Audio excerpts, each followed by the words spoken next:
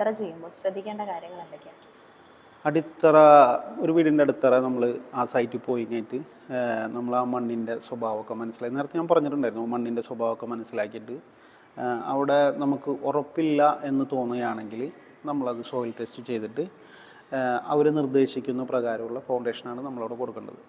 അതേ സ്ഥാനത്ത് നമ്മൾക്ക് ചില ഭൂമിയൊക്കെ കാണുമ്പോൾ നമുക്ക് മനസ്സിലാവും എങ്ങനെ അതൊരു ഉറപ്പുള്ളൊരു ഭൂമിയാണെന്ന് മനസ്സിലാക്കി കഴിഞ്ഞ് കഴിഞ്ഞാൽ നമ്മൾ റബിൾ വർക്ക് വെച്ച് കൊണ്ട് തന്നെ നമ്മളതിനെ ചെയ്യാനായിട്ട് നമുക്ക് സാധിക്കും. അപ്പോൾ ഇതിൻ്റെ ഏറ്റവും വലിയൊരു പ്രധാന ഘടകം എന്ന് പറയുന്നത് ഒരു വീടിൻ്റെ അടിത്തറ തന്നെയാണ്.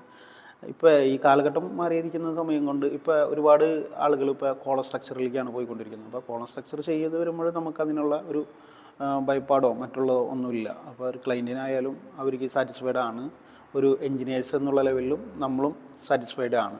അപ്പോൾ അതിന് ഉപയോഗിക്കുന്ന മെറ്റീരിയലൊക്കെ ക്വാളിറ്റി ഉള്ള മെറ്റീരിയൽ തന്നെ ആയിരിക്കണം. കാരണം നമ്മൾ അടിത്തറയാണല്ലോ, അവിടെ നിന്നാണല്ലോ നമ്മളൊരു വീടിൻ്റെ പണി മുന്നോട്ട് കൊണ്ടുപോകുന്നത്. കാരണം ഒരു വീട് എന്ന് പറഞ്ഞാൽ നേരത്തെ പറഞ്ഞതുപോലെ തന്നെ ഒരു വീടിൻ്റെ സ്വപ്നമാണ്.